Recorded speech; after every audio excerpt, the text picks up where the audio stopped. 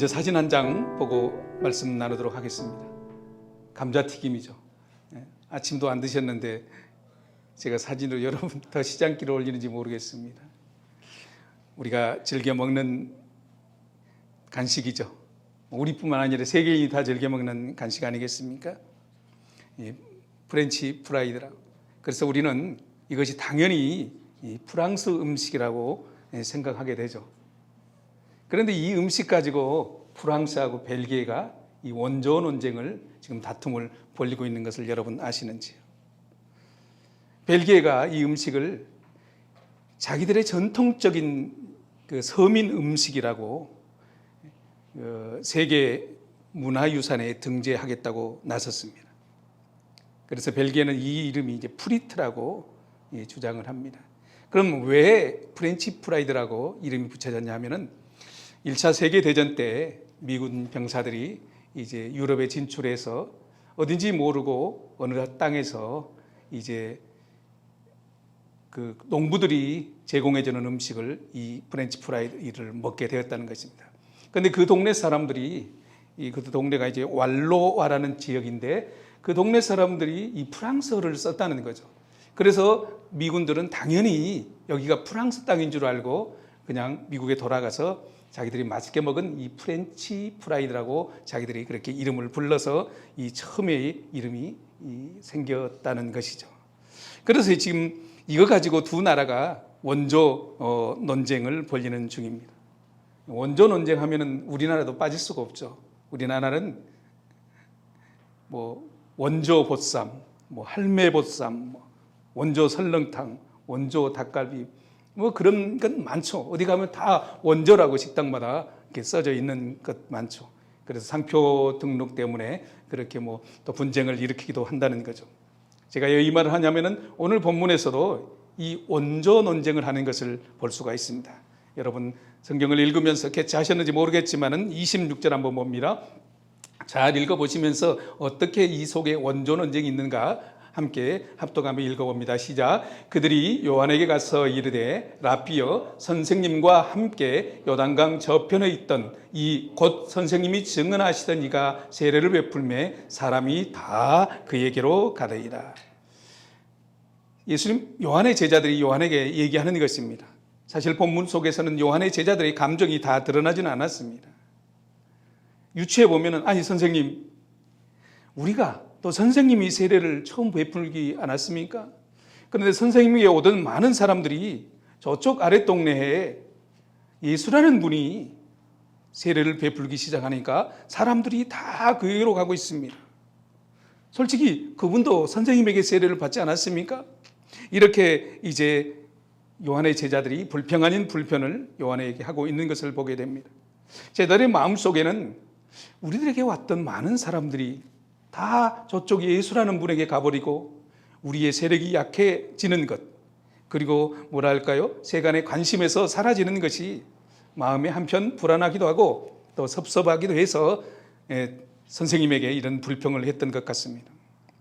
그런데 요한의 제자들은 이것이 한 번뿐이 아니었습니다. 그 전에 요한복음 1장 35절에 보면은 그 요한의 저자였다가 예수님이 간 제자가 있습니다. 바로 시몬 베드로의 형제 안드레입니다.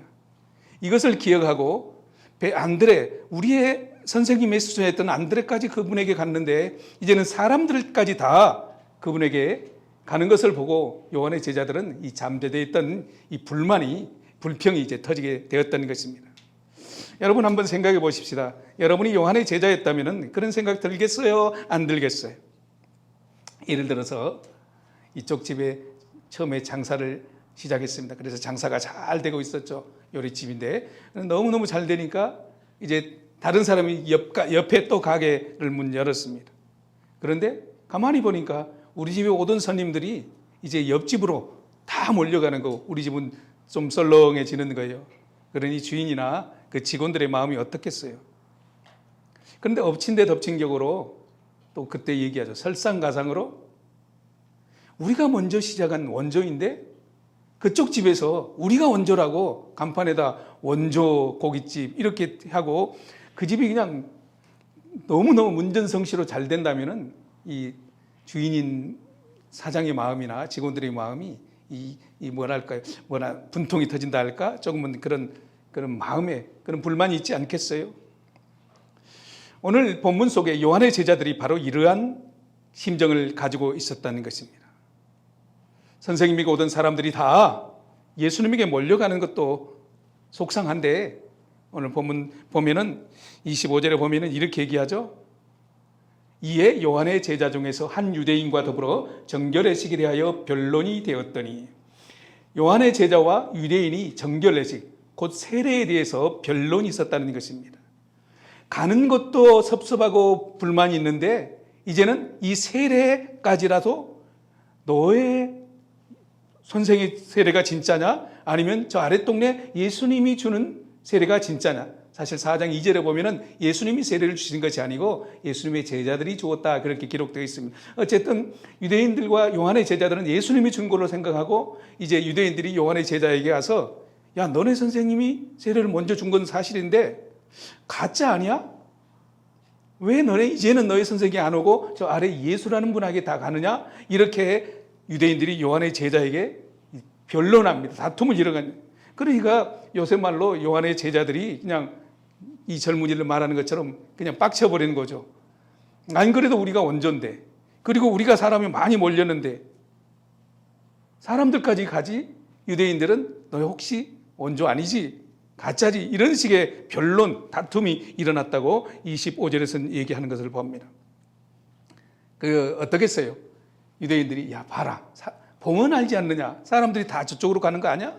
이렇게 얘기하는 것. 이 말을 들은 요한의 제자들은 정말 분통이 터질 것입니다. 여러분 내가 섬기는 또 내가 한 공동체가 또 우리 식당이 우리 가게가 원조가 아니고 또 장사까지 안 돼 버린다면은 열받을 대로 받는 것 아니겠습니까? 여러분 한번 요한의 제자들의 감정을 한번 생각해 보십시다. 그런데 그런 일들이 이 유대 시대 이때만 예수님 시대만 있었던 것은 아니죠. 지금도 교회들마다 하나님의 교회라고 말은 하면서 마치 장사짐이나 되는 것처럼 교회들끼리 서로 경쟁하고 시기하는 것, 마치 영리를 위해 모이는 것처럼 사람을 다 모으기 위해서 안달하는 것, 우리는 흔히 보는 것 아니겠습니까? 교회라면은 하나님의 교회, 다 하나님의 교회라면은 큰 교회가 작은 교회를 돕고 물질적으로 풍성한 교회가 어려운 교회를 돕는 것, 그것이 하나님의 교회 아니겠습니까? 그런데 이 시대는 보세요. 다 내 교회라는 또 다른 우상 속에 내 교회만이 원조라고 생각하고 다른 교회를 돌보려고 생각하지 않는다는 것입니다. 이것이 정상입니까? 절대로 하나님의 나라에서는 이것이 정상이 아니라는 것입니다. 함께 하나님의 나라를 세워나가는 것, 이것이 정상적인 교회라는 거죠. 우리 교회도 힘이 되는 대로 이웃을 돕고 선교사님을 돕고 하는 것이 우리 교회를 세우신 하나님의 목적 아니겠습니까? 나만 잘 되고 나만 성장하면 된다는 그것은 하나님의 교회, 하나님의 나라의 사고는 아니라는 것입니다. 그러다 보니까 교회가 어떻게 됩니까?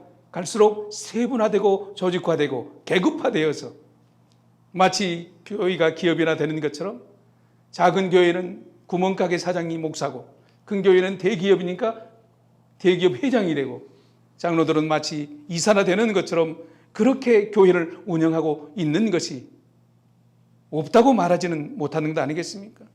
이렇게 하는 것이 교회의 주인 되신 우리 하나님의 마음을 얼마나 아프게 하는 것인가는 우리는 한번 생각해 보아야 됩니다. 사랑하는 젊은이들, 청년들, 하나님의 교회는 그런 것이 아니라는 거죠. 하나님의 교회는 우리만의 교회가 아니라는 거죠. 이것을 잘 기억하시기를 바랍니다. 요한의 제자들의 그 심령을 한번 생각해 보십시오. 다 그에게로 가더이다. 이 불평하는 것 왜 불평할까요? 자기들의 영향력이 감소되기 때문 아니겠습니까? 우리 선생한테 세례받으러 올 때 요한의 제자들은 나름대로 자부심 있지 않겠어요? 많은 사람들이 몰려오면은 야, 줄 서 하면서 어떤 사람은 고맙습니다 하기도 하고 어떤 사람은 간식도 주고 어떤 사람은 칭찬도 하면 으쓱해지는 것 아니겠어요? 다시 말하면 요한의 제자들은 하나님의 나라는 생각하지 아니하고 자기들의 체면 그리고 우리 요한의 그 제자라는 그 속에서 그 영향력과 그 명예가 실추되는 것에 대해서 그들은 정말 못마땅하고 불평이 일어나는 것 아니겠습니까? 그래서 조바심이 나고, 그래서 불평하고 요한의 제자들에게. 그런데 세례 요한은 뭐라고 대답했습니까? 27절에서 이렇게 얘기하죠. 함께 할까요? 시작. 요한이 대답하여 이르되 만일 하늘에서 주신 바 아니면 사람이 아무것도 받을 수 없느니라. 무슨 말입니까? 우리는 성경에서 달란트 비유를 잘 알죠. 1달란트, 2달란트, 5달란트. 이 말은, 요한의 말은 하나님이 주신 대로 충성하면 된다는 것입니다. 달란트 비유도 마찬가지예요. 1달란트, 2달란트, 5달란트 다르게 주었다고 해서 불평하지 않습니다.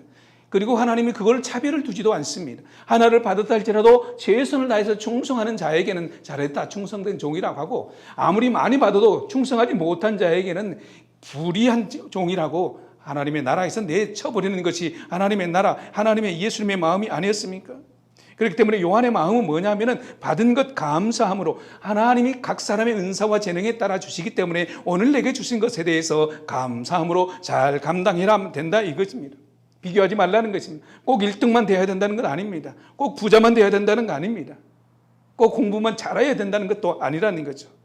하나님이 주신, 내게 주신 것이 무엇인가를 잘 발견하고 그 속에서 최선을 다할 때 우리는 하나님 앞에 칭찬받는 자로 세워질 수 있다는 것이 요한의 마음 아니겠습니까?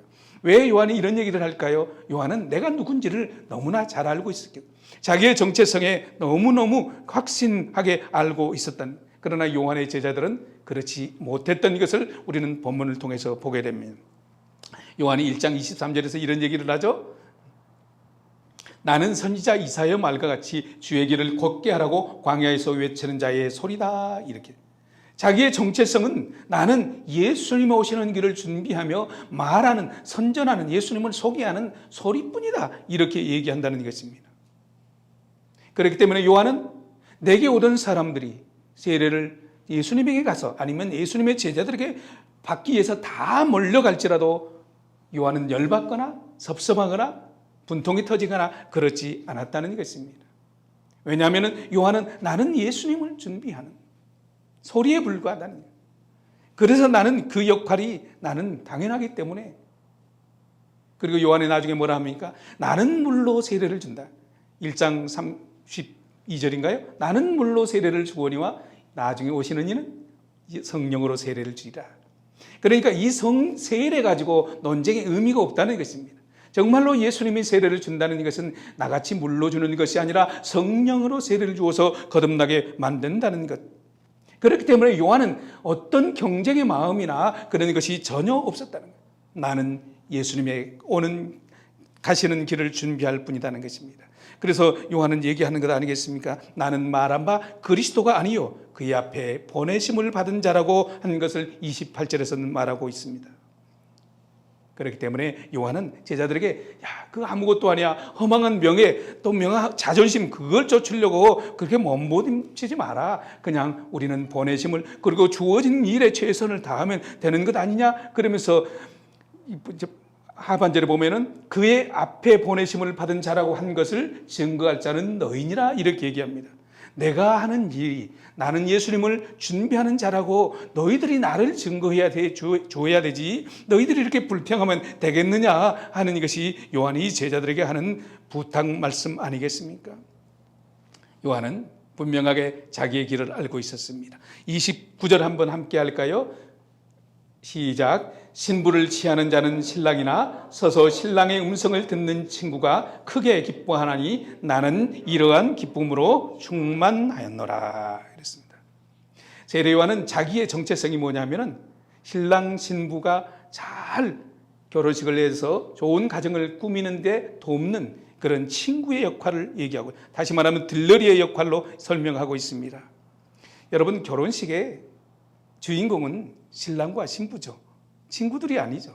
그러니까 당연히 신랑과 신부가 드러나게 하는 것이 들러리의 역할이지, 들러리가 신랑보다, 들러리가 신부보다 더 튀는 그런 행동을 하는 것은, 그것은 결혼식장에서 예의는 아니죠. 당시 유대 사회에는 결혼식을 7일 동안이나 했다고 합니다. 그런데 그 친구, 들러리 친구가 얼마나 중요하냐면은 신부 집에 가서 신부를 데려오는 것도 친구가 하는 것이고, 일주일 동안 결혼 예식이 진행 동안 그것을 모든 것을 관리하고 잘 진행될 수 있도록 돕는 것이 신랑의 친구라는 것입니다. 그리고 7일이 돼서 마지막 밤에 이제는 신랑이 신부를 취하는, 신부에게 보내놓고 그 밤을 밤새서 그 신랑 신부를 지킨다는 것입니다. 그리고 앞날 아침에 신랑이 나올 때 가장 이제는 완전한 부부가 되었다, 이제는 완전한 혼식이 끝났다, 이렇게 해서 가장 기뻐하는 것이 바로 신랑의 친구라는 것입니다. 그만큼 신랑의 친구는 혼인에 있어서 중요하다는 것입니다. 그래서 그 시대의 문화에 따라서 요한은 나는 신부를 취하는 신랑의 친구로서 나는 그것 속에 큰 기쁨을 누리고 있다, 이렇게 얘기하고 있습니다. 요한의 사역이 바로 이런 사역이었다는 것을 요한은 친히 얘기하고 있는 것입니다. 그런데 중간에 24절에 어울리지 않는 그런 본문이 툭 끼고 있습니다. 뭐냐면 요한이 아직 옥에 갇히지 아니하였더라. 혼인의식으로 그리고 세례의식의 논쟁으로 계속된다면 그것이 이어져야 되는데 갑자기 요한이 아직 옥에 갇히지 않았더라. 이 말은 무슨 말일까요? 요한이 옥에 갇힌다는 얘기는 것은 죽는다는 얘기 아니겠습니까? 우리가 잘 아는 것처럼 요한이 아무도 헤롯 왕의 권력 앞에 말하지 못하고 있을 때 헤롯 왕이 자기의 동생의 처를 자기의 신부로 취하는 것을 그건 아니다, 그건 불법이다, 이렇게 말한 이 세례 요한이 헤롯 왕에게 미움털이 바뀌어서 결국은 헤롯 왕의 아내의 딸로 인해서 이제 참수를 당하고 죽게 되는 것 아니겠습니까? 그러니까 요한이 옥에 갇히지 아니하였더라. 요한이 옥에 갇히는 일은 결국 뭐냐면은 그때부터 이제는 요한의 시대는 끝나고 이제 예수님의 사역이 시작된다는 것입니다. 성경에서는 구약의 마지막 선지자를 세례 요한으로 얘기하고 있습니다. 세례 요한의 시대가 끝나면은 이제부터 정석적으로 이제 하나님 예수 그리스도의 공생애는 시작되는 것을 우리는 성경을 통해서 볼 수 있습니다. 여러분, 요한이 어떤 사람입니까? 30살까지 광야에서 메뚜기와 석청을 먹고 또 양의 털을 옷을 입고 살며 결혼도 하지 않고 포도주를 입에도 대지 않고 그렇게 평생을 살았던 요한 아니겠습니까? 그래서 이제는 요한이 죽음으로 말미암아 예수 그리스도의 사역을 준비하는 그 말이 24절에 들어있다는 것입니다. 오늘 본문 말씀의 핵심은 마지막 30절입니다. 30절 우리 함께 다시 한번 합독해 보도록 합니다. 시작. 그는 흥하야 하겠고 나는 세야 하리라 하니라. 요한의 정체성을 다시 한번 잘 보여주는 얘기입니다. 요한은 자기의 삶이 짧은 삶이었지만은 그의 가는 길을, 주어진 사명의 길을 한 번도 벗어나 본 적이 없는 사람이었습니다. 요한은 당장의 눈에 보이는 세상 사람들이 쫓는 명예와 이익과 부를 쫓지 않고 살았습니다. 사람들이 가보지 않은 그 믿음의 길, 그 선한 길을 갔다는 것입니다. 그렇기 때문에 요한에게는 내게 사람이 얼마나 몰려오는가 그것이 중요하지 않았습니다.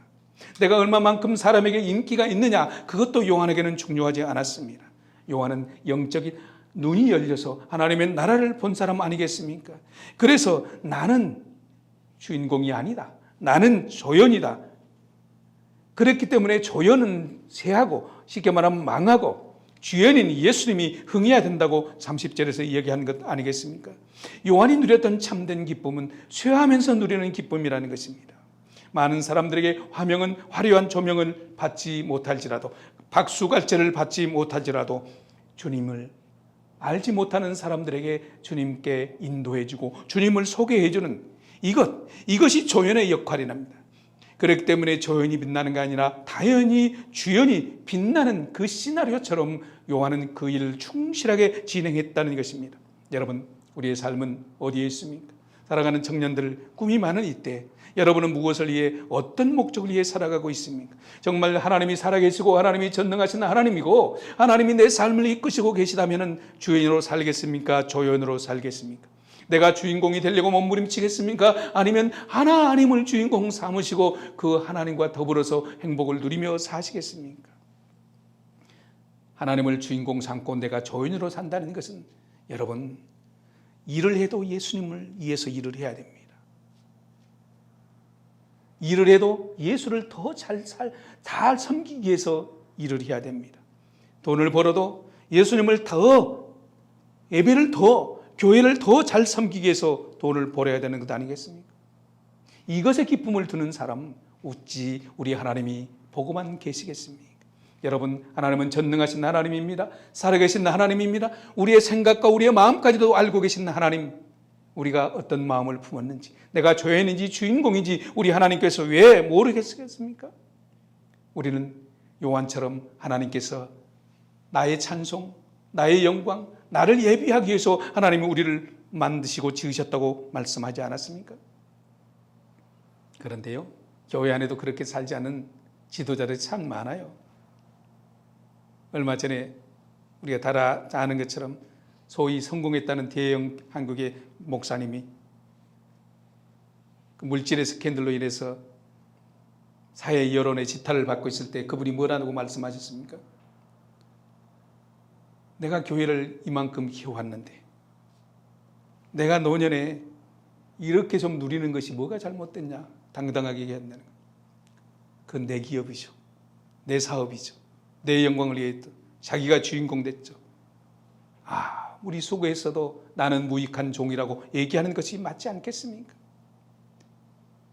내가 수고했다고 하나님보다 더 인정받고 더 누리려 한다면 하나님의 마음이 얼마나 아프겠습니까? 여러분, 그런 논리는 세상에서는 통하는 논리입니다. 그러나 하나님의 나라에서는 하나님에게는 이 불법을 행하는 자들이라고 하나님 앞에 심판을 받는 것 당연한 게 아니겠습니까? 여러분, 우리가 늘 기억해야 되는 것은 예수 그리스도의 그 십자가의 은혜, 하나님의 백성임을 아는 사람은 내 세함이 아니라 하나님의 영광을 위해서 이 땅에서 살아드리는 것, 그것이 진정 믿음의 사람 아니겠습니까? 예수님이 그렇게 사셨습니다. 요한이 그렇게 고백하고 요한도 그렇게 살았습니다. 그는 흥하여야 되겠다. 여러분, 그렇다고 예수님처럼 요한처럼 우리의 생명을, 우리의 육신의 생명을 내려놓으라고 주라고 달라고 말씀하지는 않습니까? 하지 않습니까? 그렇다면 우리가 예수님처럼 요한처럼 사는 길은 어디에 있습니까? 마태복음 16장 24절에서는 이렇게 이야기하고 있습니다. 우리 함께 합독합니다. 시작. 예수께서 제자들에게 이르시되 누구든지 나를 따라오려거든 자기를 부인하고 자기 십자가를 지고 나를 따를 것이니라. 누구든지 제 목숨을 구원하고자 하면 잃을 것이요 누구든지 나를 위하여 제 목숨을 잃으면 찾을 것이다. 그렇습니다, 여러분. 예수 믿는 것, 요한처럼 사는 것, 쇠하여 사는 것, 조연으로 사는 것이 어떤 것입니까? 예수님처럼 요한처럼 낮아지는 삶입니다. 더 섬기는 삶입니다. 더 손해보는 삶입니다. 예수 이름으로 사는 것이, 그리스도 이름으로 사는 것이, 예수를 믿는다는 것이 그것입니다. 나의 명예가 아니라 내가 다른 사람들로부터 칭찬받고 칭송받는 것이 아니라 예수님의 이름을. 얼마 전에 유튜브를 보니까 대만에서 어떤 가수인지 모르겠는데 큰 그런 그 시상식장에서 내가 오늘 이것 된 것은, 내가 오늘 여기까지 온 것은 하나님의 은혜라면서 주기도문을 그 자리에서 다 외우는 거 있지 않습니까? 사람들에게 내가 나의 하나님, 그 하나님 앞에 영광 돌리기 위해서 내가 주기도문을 해도 되겠습니까? 시상식장이니까 다 너하고 반대는 못 하잖아요. 그렇게 당당하게 주기도문을 처음부터 끝까지 다 하는 그 대만의 어떤 한 영웅을 보면서 저렇게 사는 것이 믿음인데, 저렇게 하는 것이 믿음인데 나는 내 체면 때문에, 내 자존심 때문에 하나님의 영광을 드러내지 못하는 것. 여러분, 그리스도인으로 산다는 것은, 믿음으로 산다는 것은 결코 쉬운 일이 아닙니다. 그러나 살 수 있습니다. 내 힘이 아니라 내 안에 계신 성령 하나님께서 나를 감동케 하시고 내게 힘 주시고 내게 용기를 주시면 우리도 그렇게 살 수 있다는 것입니다. 여러분, 우리의 생명을 달라고 하면 당장 어떻게 하기는 쉽지 않잖아요. 여러분, 그렇기 때문에 우리의 생명이, 내 자존심, 자기의 십자가를 지고 자기를 부인하는 것, 내 자존심을 내려놓고 손해보고 물질이 아깝지 않은 사람이 누가 있겠습니까? 그럼에도 불구하고 예수 이름으로 섬기면서 내가 그리스도인이기 때문에, 내가 하나님을 믿는 사람이기 때문에 그렇게 살겠다는 그런 몸부림이 없다면 어찌 그 사람을 그리스도인이라 하겠습니까? 예수 이름으로 살려고, 나는 하나님의 사람이야, 나는 하나님과 함께, 나는 하나님의 명예를 가지고 있어, 나는 하나님의 향기야, 나는 하나님의 편지야, 이렇게 날마다 내 안에서 그 예수 이름으로 살려는 몸부림이 있는 사람, 그 사람이 성령 하나님께서 내주에 계시면서 우리에게 새 힘을 주시지 않겠습니까? 그런 몸부림이 없다면 우리는 세상으로부터 끊임없는 유혹 속에 사는 것이 현대인의 삶 아니겠습니까? 모든 유혹 속에 노출되어 있는 것이 오늘을 살아가는 우리의 모습 아니겠습니까? 사랑하는 교회 여러분, 청년 여러분, 또 한 주간 우리의 삶이 주어졌습니다. 어떻게 사시겠습니까? 믿음으로 사는 것이 무엇입니까? 무엇으로 사겠습니까? 어떤 힘으로 살겠습니까? 어떻게 살겠습니까? 그것은 우리에게 순간순간 결단이 필요합니다. 어느 한 순간에 닥쳤을 때, 어떤 결정의 순간이 닥쳤을 때 어떻게 결정할 것인가? 손해볼 것인가? 이익을 볼 것인가? 자존심을 세울 것인가? 내가 드러나고 상대를 낮추게 할 것인가? 내가 낮아지고 상대를 높일 것인가? 순전히 그 순간순간 성령이 의지한 결단에 의해서 여러분이 살아갈 때 여러분이 하나님의 사람이 되는 것이고, 그럴 때 한 주간 믿음으로 승리하고 주의 이름을 높이는 세례 요한처럼 그렇게 여러분 살아드릴 수 있을 것입니다. 그렇게 사시는 한 주간 되시기를 주님의 이름으로 축복합니다. 예, 기도하십시다.